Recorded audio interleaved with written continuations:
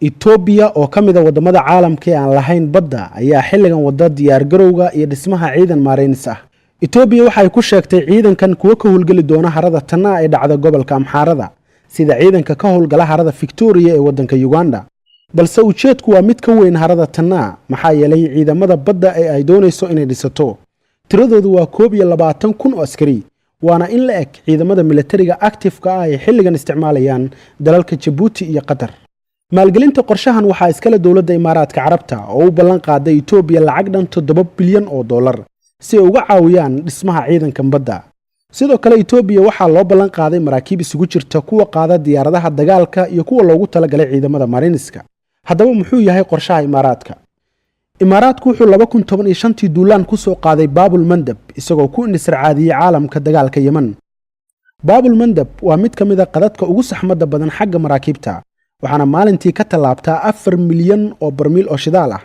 ciddii gacanta ku dhigtaahina waxay hoggaanka u qabanaysaa 12% dhaqdhaqaaqa dhaqaale ee caalamka. ujeeddada kale ee Imaaraadka ayaa ah inuu cuuriyaamiyo mashruuca ballaaran ee Shiinuhu ku doonayo inuu badeecadihiisa caalamka ugu gudbiyo. wuxuu Shiinuhu ku howlan yahay mashruuc berri iyo bad ah oo ay qayb ka yihiin 68 dal si uu badeecadihiisa ugu kala goosto bariga dhexe ilaa Yurub. Imaaraadka waxaa wadnaha jartay dekedda Gawadar oo Shiinuhu ka hirgeliyay koonfur galbeed dalka Pakistan. dekeddan waxay qalqal gelinaysaa dekedda ugu weyn Imaaraadka ee Jabal Ali, maadaama ay ku dhowdahay marinka Hormuz oo uu maro 2 meelood meel shidaalka caalamka. Shiinuhu haatan wuxuu danaynayaa albaab uu ka geliyo Afrika badeecadiisa, waana midda uu Imaaraadku ka gam'i weysan yahay maadaama ay dekadihiisa hoos u dhac weyn ku imaan doonaan haddii Shiinuhu dekada waaweyn ka hirgeliyo bariga dhexe iyo bariga Afrika. Imaaraadku wuxuu bilaabay inuu ku habsado dekadaha teedsan ee badda cas isagoo la wareegay dhammaan dekadaha Yemen, Djibouti iyo Berbera.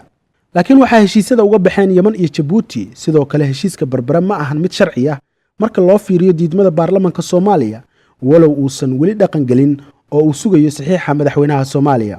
haddaba Imaaraadka oo taas ka duulaya waxa uu gacan saar la yeeshay Ethiopia si uu Soomaaliya u cuuriyaamiyo, maadaama baleen la iska diidayna. Imaaraadku haatan wuxuu maalgelinayaa ciidamo bad oo Ethiopian ah oo fulinaya siyaasadda ka dhanka ah Shiinaha shaqataga ah.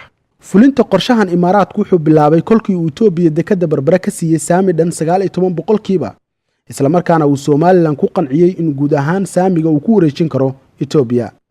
qorshahan waxaa qayb ka ah dowladda Mareykanka oo ka walwalsan dhaqaalaha isballaarinaya ee Shiinaha, laakiin waxaa fulintiisa wadata dowladda Ethiopia.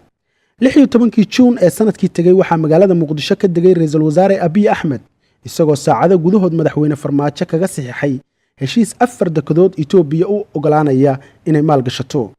imaanshaha Muqdisho ee Abiy Ahmed waxa ay ku soo aaday 24 saac kadib markii dhaxal sugaha Imaaraadka Carabta Amir Mohammed bin Sayid uu ka dhoofay gegida duyuuradaha Boole International ee magaalada Addis Ababa. xulafada ka dhanka ah Shiinaha qorshahoodu haatan wuxuu ku jihaysan yahay Somaliland, gaar ahaan Berbera. 20 February iyo 9 March waxaa Muuse Biixi looga kala yeeray Addis Ababa iyo Abu Dhabi, waxaana loo soo bandhigay qorshaha lagu doonayo in biyaha Soomaaliya ay ka howlgalaan ciidamo Ethiopian ah. Muuse Biixi waxaa loo soo jeediyey in uu dalbado in dib loo bilaabo wadahadallada Soomaaliya iyo Somaliland, isla markaana uu shuruudaha Somaliland ku daro in ciidan ajnabi ah ka howlgali karaan biyaha Somaliland. waxaa qorshahan uu u eg yahay midkii DP World ee lagu hoos qariyay saldhiggii military iyo saamiga Ethiopia.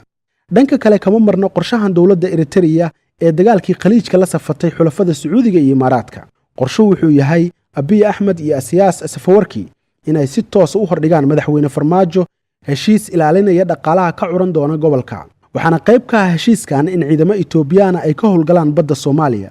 wuxuu dhowrayaa Imaaraadku waxa ka soo bixi doona labada qorshe ee u kala dhiibay Somaliland, Ethiopia iyo Eritrea oo dhinaca. loolanka juqraafiga ah ee ka socda geeska Afrika ayaa ah mid farxad gelinaya dowladda iyo shacabka Ethiopia. kadib heshiiskii labada hogaamiye ku dhexmaray Muqdisho, Dr. Abiy Ahmed wuxuu shacabkiisa u qeexay nuqulada heshiiskii uu Soomaaliya la soo seexday, isagoo dadkiisa u sheegay in labada dal la midayn doono, hal madaxweynena ay yeelan doonaan. laakiin madaxweyne Farmaajo wuu ka qariyay shacabkiisa heshiiskaasi, waxaana taasi ay abuurtay shaki iyo khatar ku aadan madaxbanaanida dalkeena Soomaaliya. baarlamaanka Soomaaliyeed oo ah hay'adda sharci dejinta dalka ayaa ka aamusan dabagalidda nuuca uu ahaa heshiiskii Soomaaliya iyo Ethiopia dhexmaray, iyadoo haddii ay taasi sii socoto laga dhaxli doono in berri lagu noolaado dhul ay dad kale nagu haystaan.